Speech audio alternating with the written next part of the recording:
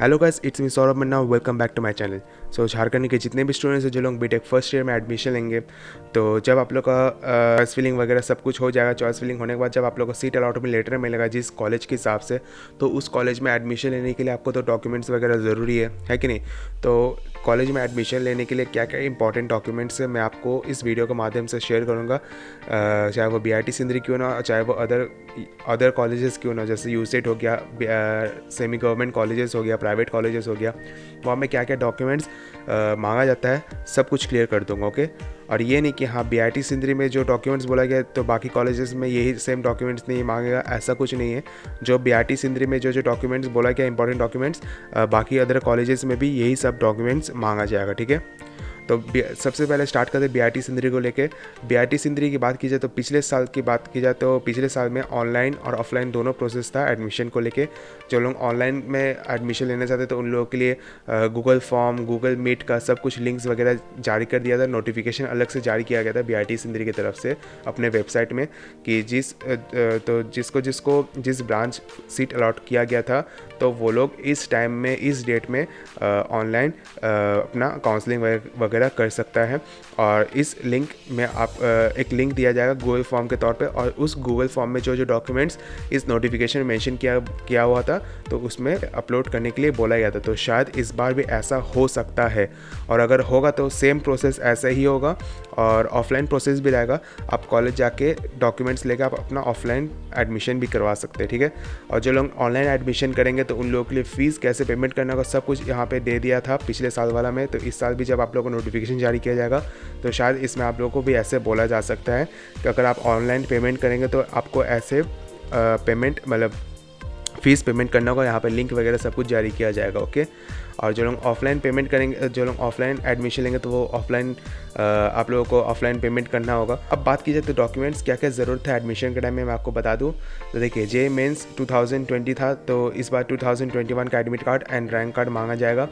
Seat allotment letter, जब आप लोगों को सीट अलॉटमेंट लेटर डाउनलोड करने के लिए बोला जाएगा तो उस टाइम सीट अलॉटमेंट लेटर भी आपको डाउनलोड करके ले जाना होगा 2021 का। Original admit card, marksheet and passing certificate of 10th and 12th। ठीक है।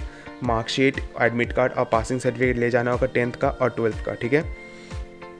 और up to date and valid original local residential certificate and caste certificate issued online by CO, SDO या तो DC at Jharkhand state as per format provided by JCCB।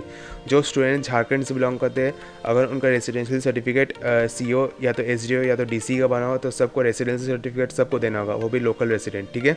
और जो लोग cast से belong करते हैं उन लोगों को कास्ट सर्टिफिकेट देना होगा, वो भी लेटेस्ट वाला। और अगर जो लोग EWS या तो TFW से जो लोग बिलोंग करते हैं, जिन्होंने EWS के लिए जो लोग इनकम एंड एसेट सर्टिफिकेट दिए थे फॉर्म फिलअप के टाइम में, तो एडमिशन के टाइम में आपको EWS के लिए आपको इनकम एंड एसेट सर्टिफिकेट दिखाना होगा।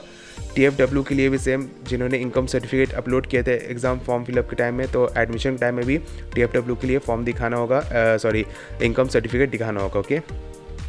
साथ ही साथ ओरिजिनल TC या तो CLC या तो SLC जरूरी है from the institution school last attended and migration certificate be issued by concerned board university last mention. ठीक है। Must send the original copy of TC, CLC and SLC। तो यहाँ पे एडमिशन के टाइम में सब कुछ ओरिजिनल लिया जाएगा, है ना। अगर आप डायरेक्ट एडमिशन लेने जाओगे तो सेम प्रोसेस रहेगा।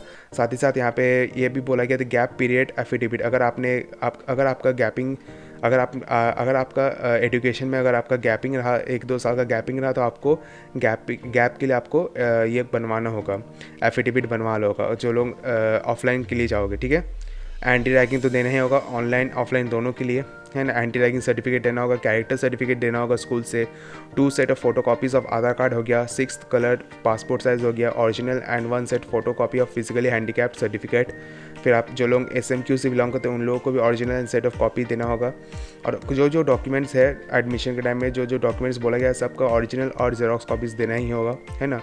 Medical examination of the candidate will be done at the institute at the time of reporting. और एक चीज़, जो मेडिकल एग्जामिनेशन होगा, जो लोग BIT से जिनको कॉलेज मिलेगा तो उस टाइम जो मेडिकल एग्जामिनेशन होगा आपको खुद से करवाने का कोई ज़रूरत नहीं, कॉलेज में खुद से करवा दिया जाएगा मेडिकल एग्जामिनेशन।